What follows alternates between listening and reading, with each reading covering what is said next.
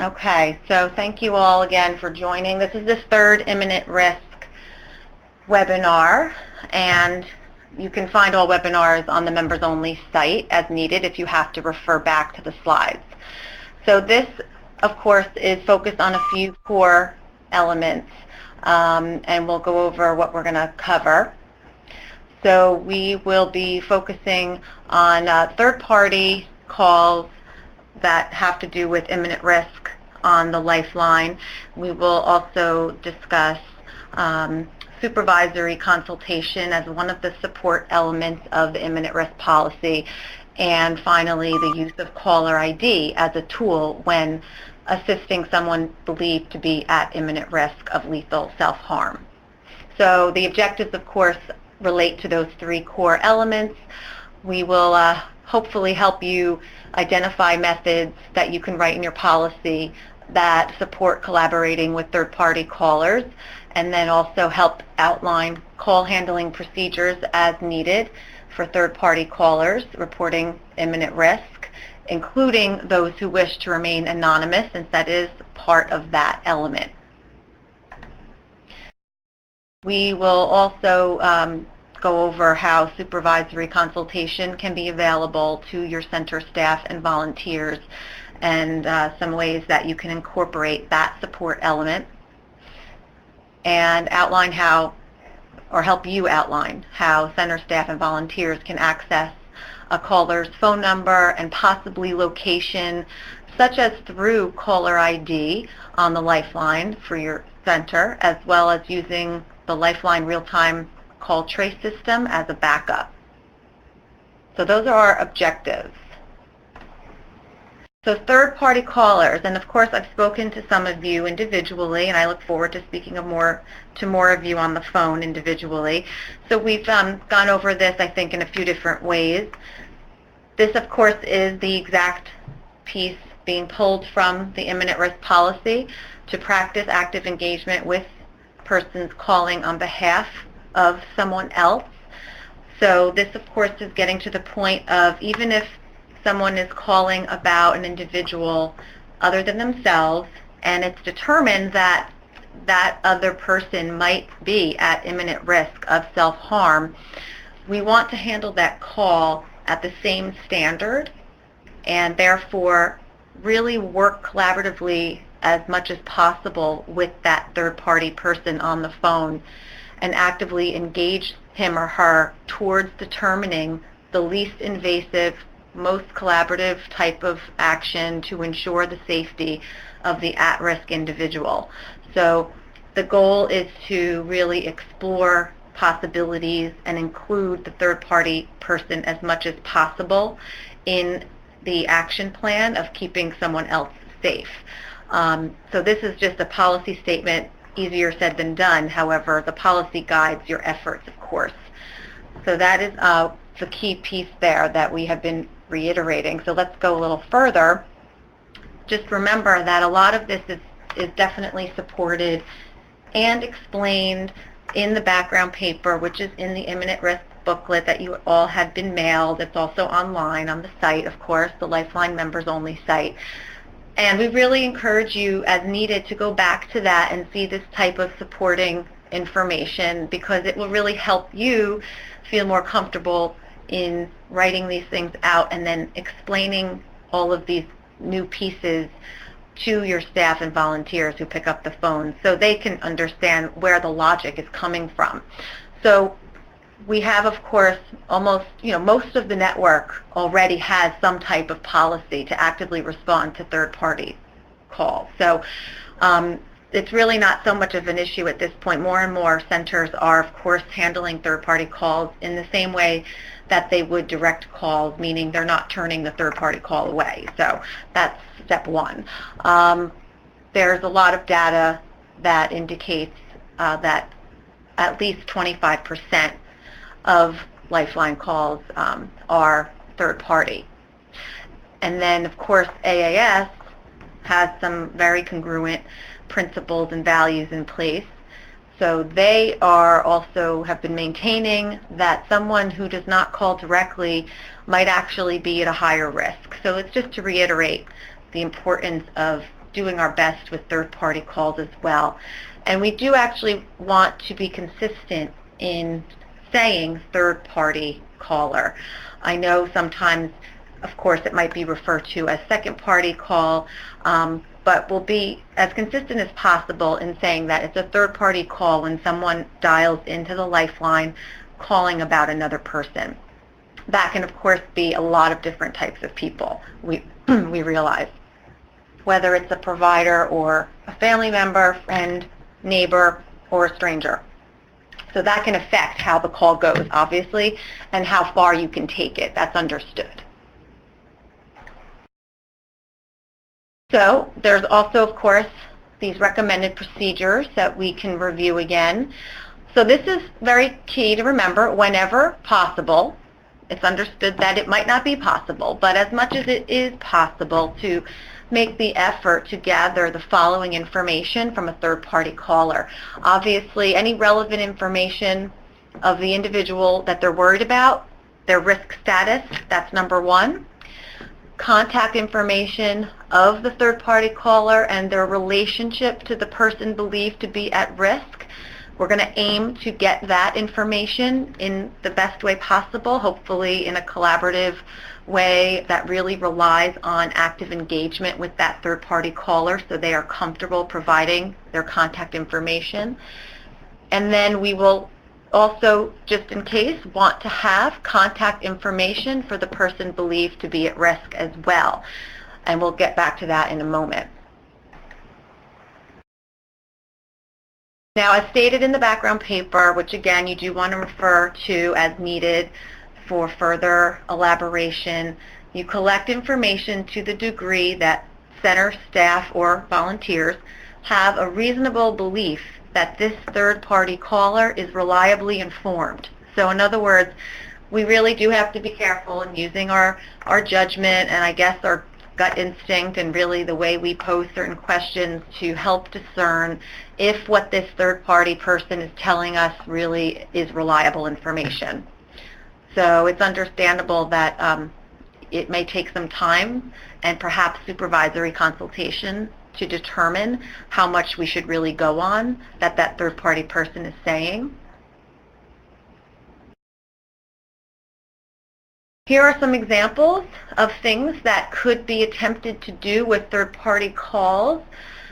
For instance, facilitate three-way call with a third party and the person at risk. That might be a very possible thing to do if the third-party person agrees, and therefore everyone's on the same page of who's concerned for who and what can be done to keep this person safe, and then using that third-party person as an agent in this other individual's safety plan.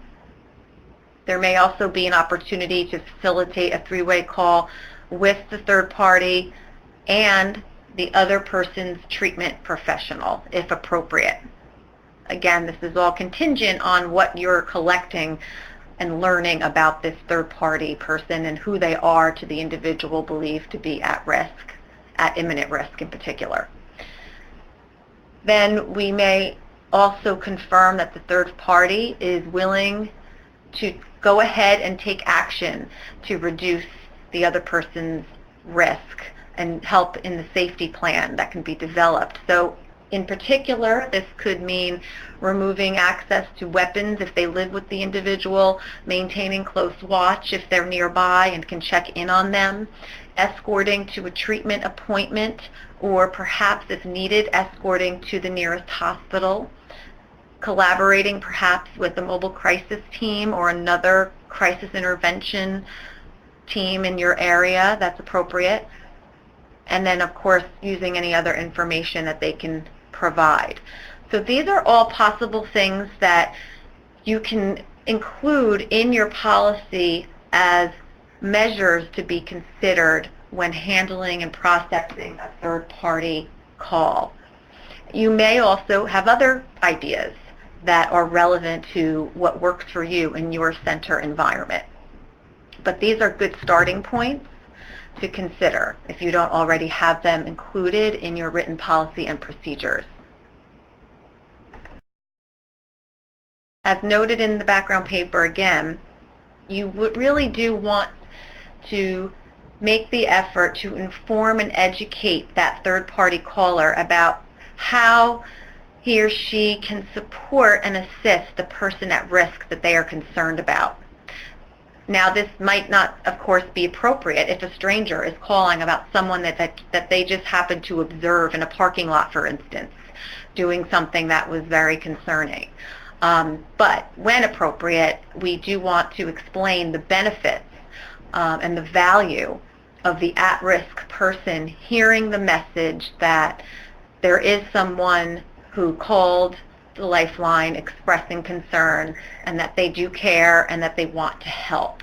There's a lot of value in doing that. It may really be hard for the third party to feel comfortable initially, but perhaps they will gain that comfort and realize that having them be known as the individual that called to explain their concern could really make a difference.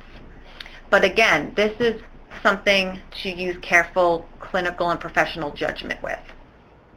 So you would write your policy in such a way that guides your center staff or volunteers to exercise the judgment, follow certain guidelines, and then consult with the supervisor or designated staff as needed, as you see fit, based again on your particular center environment. And we can go back to any of these things later with questions, of course, or individually as we speak. So we have further recommendations for third-party anonymity. This is when the third party, of course, dials into the lifeline and they just simply insist that they do not want to reveal who they are, and it actually might not be appropriate for them to have to reveal who they are or have you reveal who they are. So again, this takes some careful assessment to determine what might make the most sense when we are trying to help someone believed to be at imminent risk. So here you do want to include something in your policy that speaks to how to handle those third-party calls when someone is requesting anonymity. And we will have an example in a few slides, actually, that will hopefully be helpful. So I'll go over that and how you might want to address this. But this is pulled right from the Imminent Risk book, and you can include this yourself if it seems to fit and make sense to you as well in your own center policy. So this is really saying that you would really only end up preserving anonymity and always, making sure you didn't reveal it in these types of situations when it's believed that it may aggravate the risk to someone else or to the third party themselves, such as in a domestic violence situation, or of course if the identity really has no relevance. If it's a stranger, it just simply might not be relevant. But in other cases, we're going to once again try to explain how it might be best to be able to reveal who called. We can't make any promises is the point. But in these two cases, we would probably most often want to preserve anonymity to protect someone else's safety.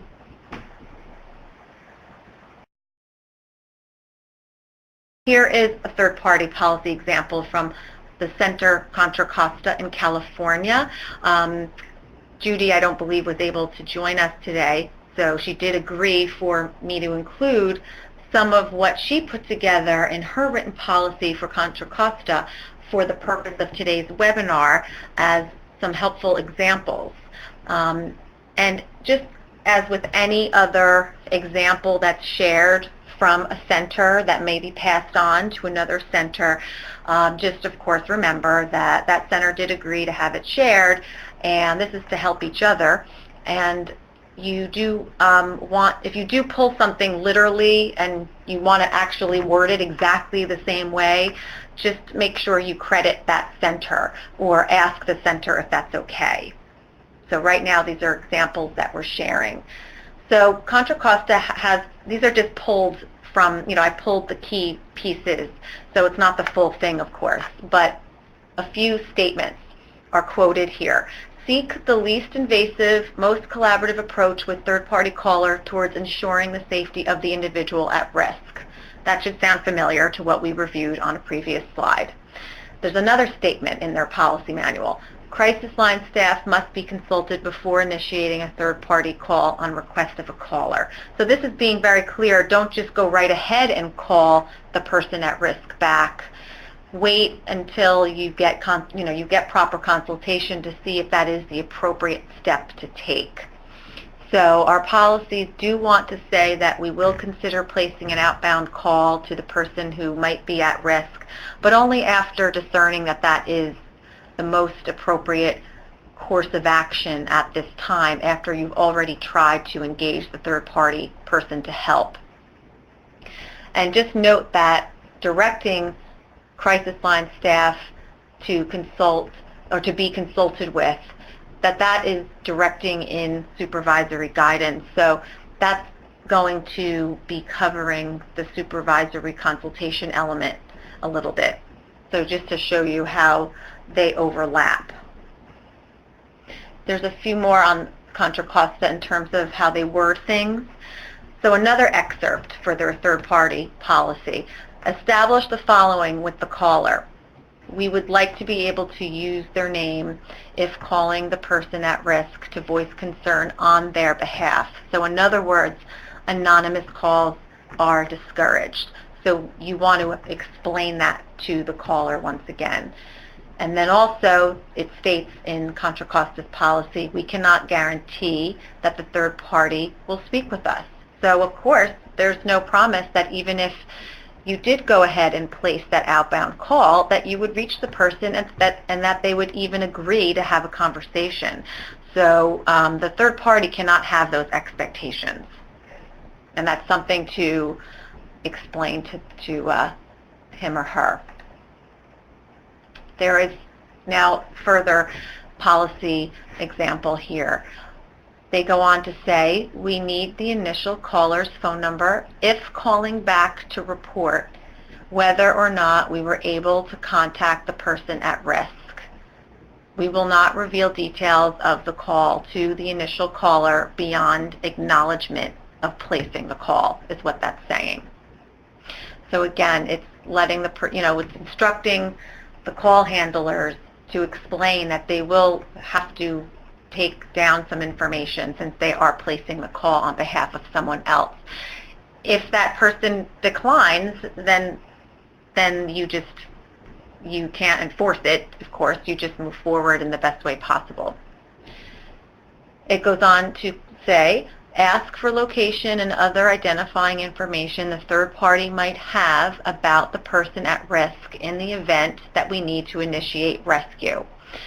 So just in case you do end up calling 911 for someone else, then you of course need to have as much information as possible about who you would be calling 911 for, and that has to be explained to the third party person.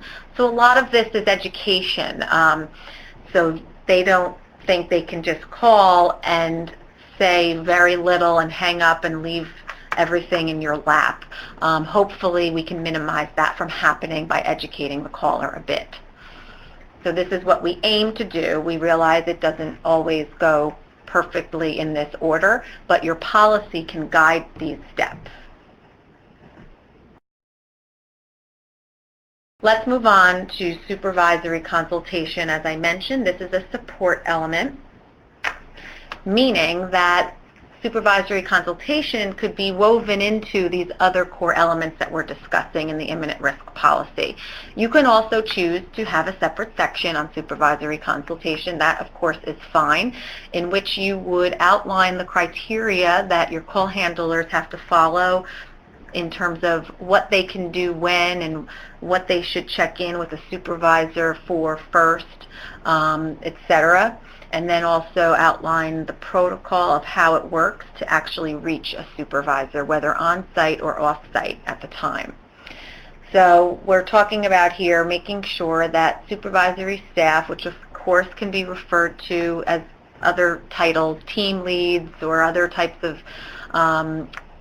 trainers, etc., but just ensuring that they are available for consultation during all hours of your center operations when you take Lifeline calls in particular, and having that written down in your policy. And this, of course, includes the staff that's explained in the background paper. It's not sufficient to just have peers helping peers, although they can, of course, be helpful to one another, but that's not the official supervisory consultation that this policy is referring to.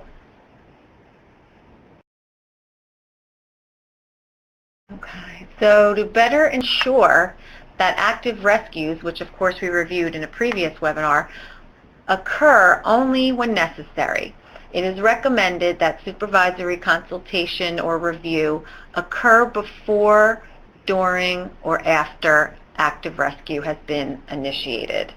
And you do want to state whatever that process is in your policy, and that might fall under supervisory consultation. So what this is really getting at is making sure that certain delicate issues are handled in the best way possible with proper guidance and support. So having rescue calls be reviewed gives, of course, any supervisory staff the chance to see how often are rescues happening, and are they being handled in the best way possible? Could there have been a least invasive approach applied? And then that might be a training or coaching opportunity. So that's why that's important, of course. And I know most centers are currently tracking all rescue calls and reviewing how they're handled, and then going back and assisting staff or volunteers as needed. But you may also, of course, be consulted prior to a rescue call, depending on your center environment. This is often the case when it's volunteers who might only be present at the center 4 hours a week, perhaps, and just having them understand that if they do an assessment and believe a rescue is needed, that they actually would escalate it to a designated staff or supervisor to be informed, be briefed, and have them actually go ahead and initiate the rescue call. That really is a center-specific thing. As long as your designated staff and supervisor are available in the moment to go ahead and take charge and place the rescue call as soon as possible, so there's no delay. So those are the kinds of things you would want to have explained in your policy. We can move on to the final element for this particular webinar, the use of caller ID. Again, this is a support element.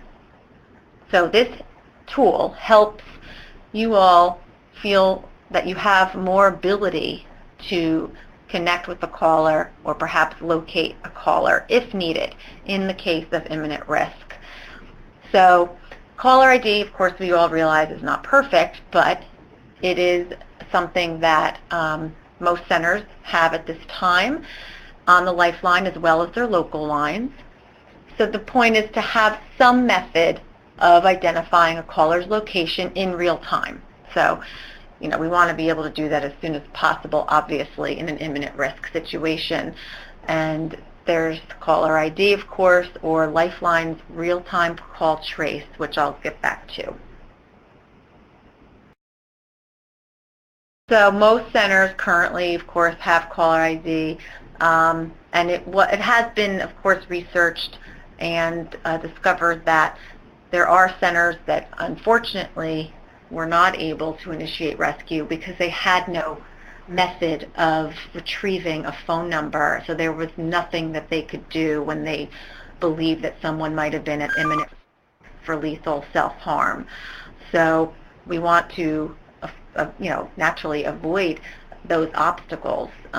So caller ID is really meant to only be used when it's determined that someone is at high enough risk to call them back to re-engage or try to locate an address to send rescue.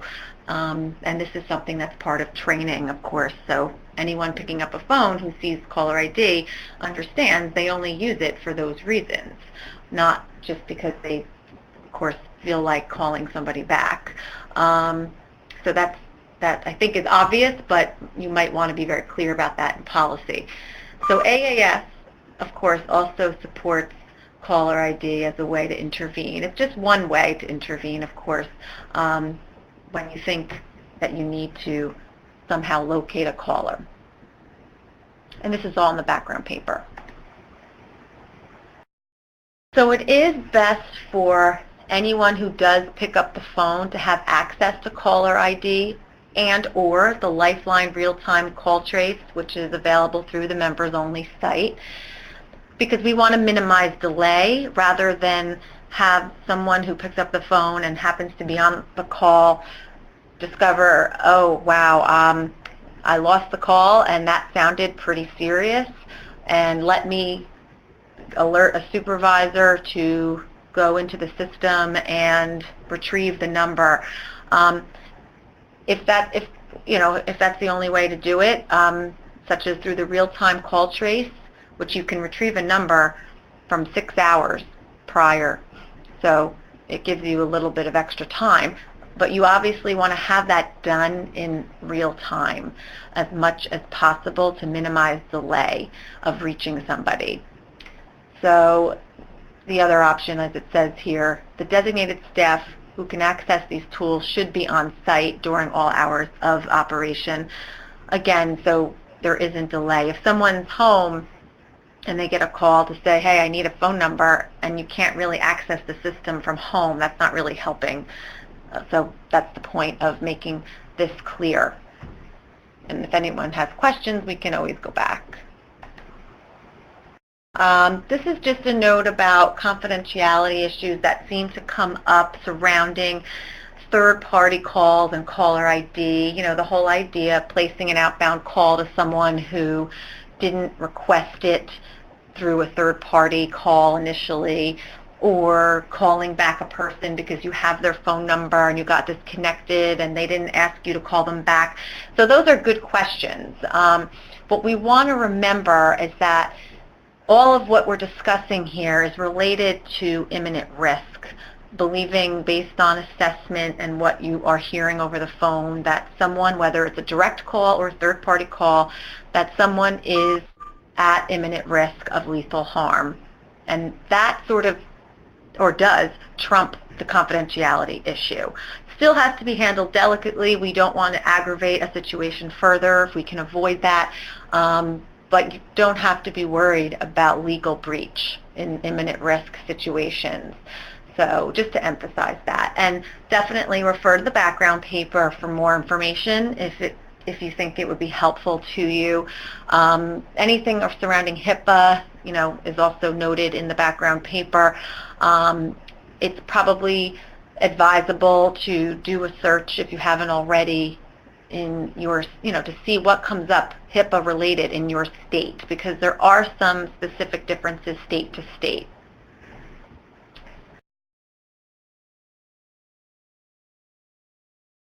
Okay, I believe this is our final slide that is reviewing the implementation process for the imminent risk policy. As everyone knows, this rollout began in February.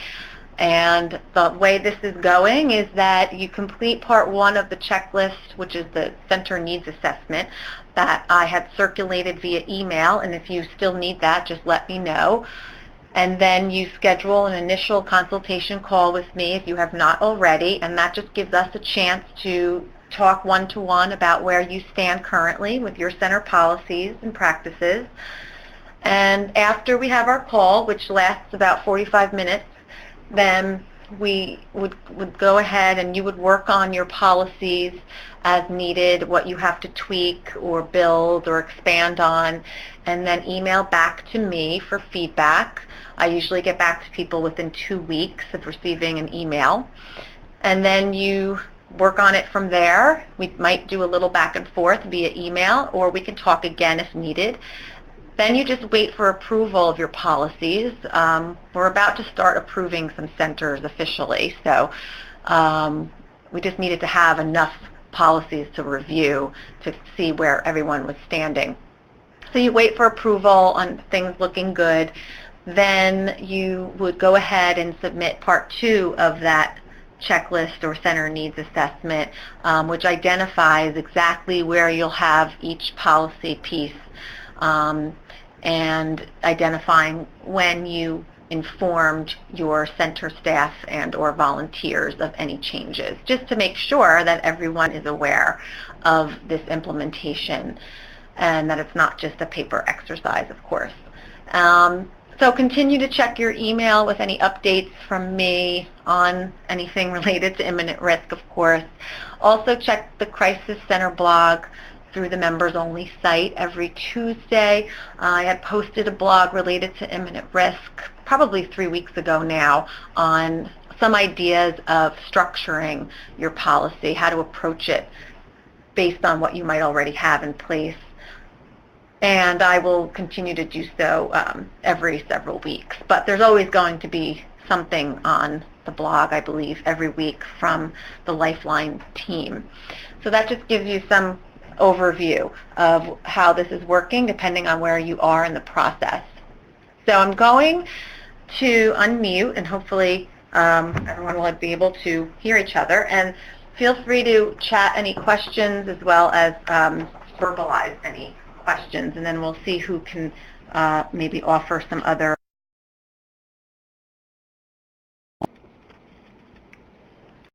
Well, this is Linda from Marin County. I don't know, just speaking for us, we already do a lot of this, so it was helpful, but the wording-wise, but I think it's something that we already do, and we all probably word it a little bit different. Yes, that is, I think, a very common scenario. So we can help with whatever you might need to do, whether it's just the wording and the language, and you can pull from the imminent risk booklet any phrasing that you think is helpful to you. And some centers are going ahead and actually including a list of definitions of key terms. So you can pull that from the book if you think that makes sense for you. Some centers will need more assistance in actually coming up with some of the practices, not just the wording. But that's good if you're already doing these types of things. Hi, Karen. It's Jill in Albany. How are you? Hey there. Hi. I just wanted to let you know that we were listening and thinking about how to implement this, and I think that for us it makes sense to add a new section onto our call report, just specifically on this to ensure that the policy is being followed, as precisely as possible during the third-party calls. So I think that's how we're going to be implementing it. The written policy is one thing, but the call report, I think, is where it's really going to make it happen, because it's going to be what's in front of people. So yeah. I was getting that idea as you were talking, that there's enough detail here, enough substance, that it can actually be translated into fields on a call report. So. Right. That's a good point. And what I'll say about that is, this, of course, this is requiring that things are written out explicitly and clearly in center policy, so there's more uniformity across the network in this area. And even though it's not requiring that you make the type of change Jill just mentioned on your call record or your call management database, whatever you're calling, call reports, whatever you might call it, that doesn't mean you can't go ahead and do that. Whatever will help you and your call handlers be prompted to think of things in a certain way, go ahead and make those adjustments. And that also goes for perhaps you might end up deciding to tweak your risk assessment a little bit if you think that's helpful to really tease out your highest risk callers when we're speaking of imminent risk. But that's not required. But it is definitely up to each center to make any other adjustments that you think will be helpful in really following these types of guidelines. So thanks, Jill. Thank you. What other thoughts might be floating around out there? This is Stephen Binns from Batavia, Illinois. I just had a thought as far as the terminology goes. The term the third party caller is the person who's calling, and then the person at risk is the person who they're calling about. I think that there had been some inconsistency in my use of that, and I thought that in one of those slides, maybe in the Contra Costa line, that they were using the phrase third party to refer to the person at risk. I don't know if I was seeing things or... Yeah, no, I think I caught that as well, because I did try to pull and be as exact as possible with Judy's language. Yeah, the third party is mainly the person phoning in. Right. So yes, to answer your question, you're right. Okay. As far as language, I don't know if this helps, but I like to think of it as third party and first party. Mm-hmm. You know, when I'm talking about it. So first party being the person they're talking about, being the identified At imminent risk. person at risk. Yeah. Mm-hmm. Mm-hmm. Okay. Thanks. Was there someone else was chiming in before? Yes, Karen, this is Jim Rundle from Helpline of Delaware, Ohio. Hi there. Hi. I had an odd question. Has there been any discussion about using the caller ID to recontact a third-party person if they discontinue the call? That's a good question. Not in particular to this.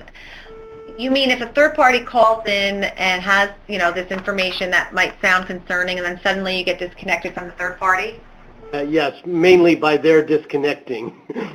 Yeah, if they disconnect, that isn't specifically addressed here, but that is a good question. That would really be at the discretion of the supervisor, I think, to decide if it's something that should be called back or not. I mean, you might err towards not calling back because it's it's not a direct, you don't have enough to go on, perhaps. I guess I was thinking more on scenarios where you'd gotten a fair amount of information and then kind of talking with the person about, this feels like something we want to follow up on, and you're trying to engage them, and they just decide to disconnect. Right. Then in that case, you might lean towards calling back.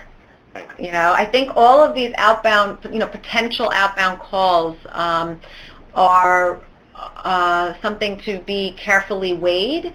The policy just has to say, when it speaks to imminent risk issues in general, that the center will consider that calling someone out, whether it's the third party themselves because you got disconnected, or whether it's someone else that you're hearing about being at high risk. That making that call back using caller ID or placing an outbound call is a consideration, but it has to be weighed carefully depending on the specifics. Okay, thank you very much. Mm-hmm. Hi, Karen. Yeah. Hi, this is Ellen in Macomb County, Michigan. Hi there. And hi. I'm seeing that we want to, of course, encourage the person to not be anonymous and explain why that would be beneficial. But are we going so far as to saying that we would tell the person that we're calling who gave us their information when that person had not given us permission to do that? Well, I think in general, if someone really feels strongly about not sharing who they are, the best way usually to handle that is to say, well, we will try to preserve that, but we can't promise that in an imminent risk situation that we can always indefinitely preserve your anonymity. But you can try to. If it's not necessary, it's not required that you call the person believed to be at risk and tell them who called. It's not required to do that. Okay. It just might be necessary, or it might make a difference. But it's not required. You don't have to say, oh no, I'm sorry, under all circumstances I have to tell them that it's you. So, but we can't make any promises that we won't. That's the thing. This is Lenore Sherman from the Contact Radio Philadelphia. I have concern that if there are third-party callers who really prefer anonymity, and that if we include a statement that indicates that we may have to expose them if we feel it's imperative, then they may hang up, and we may lose the possibility to intervene. I agree with that. Yeah. Yeah, so you're saying that in the case of, if it feels really, really tenuous, right, your connection with a third party, you're saying that you might then err towards saying to the person that you will not reveal who they are, to keep them engaged and to keep retrieving information, and hopefully they can actually do something themselves to help the other person.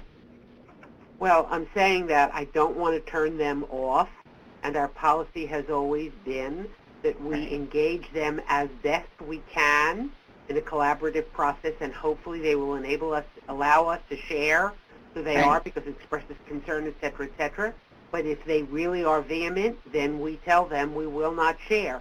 And we are on the side of calling the person who's at risk with whatever information we have to try to reach out. Okay. Yeah, I think what I would probably want us to remember is that the priority is, of course, going to always circle back to the person believed to be at imminent risk. And the third party is a priority because they're the one calling. But to fear that they'll hang up on us because we want to do what might be necessary to keep someone else from killing themselves, I think we just have to be careful of that. Does that make sense? I guess it makes sense. I mean, the question is that we want them collaboratively working with us, and if their anonymity is incredibly important to them, for whatever reason, it certainly could be dangerous, but not that, and Right. Whatever other concerns they have, I want to err on the side of intervening with the person who's at risk, Right. rather than worrying about exposing the caller. Yeah, well, I think the bottom line is that the person at risk is the priority. So as long as the third party realizes that, we have to do what we can to keep whoever you're worried about safe here, the options are we call them and we do whatever it takes at that time, or you as the third party if you have some leeway here, you can also take steps to keep this person safe. There's only so many options, but I understand that you would want to be very careful. You don't want to alienate who's on the phone with you. So working as collaboratively as possible is definitely your first goal. Right.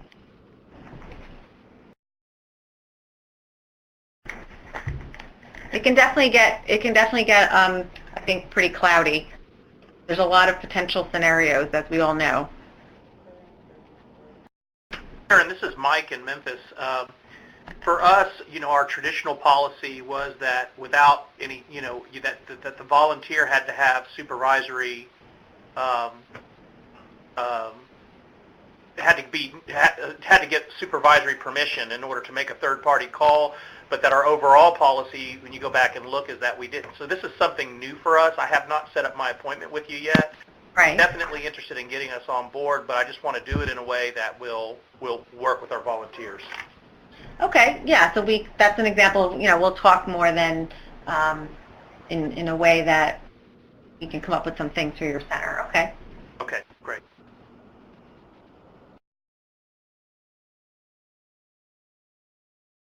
I would say that I haven't had a lot of questions. I do want to clarify one thing. We've already got a third-party policy. But we refer to the third party as person at risk. And as long as I make my policy clear so that you understand who we're referring to, is it okay that I don't completely revamp it and confuse the people that are here?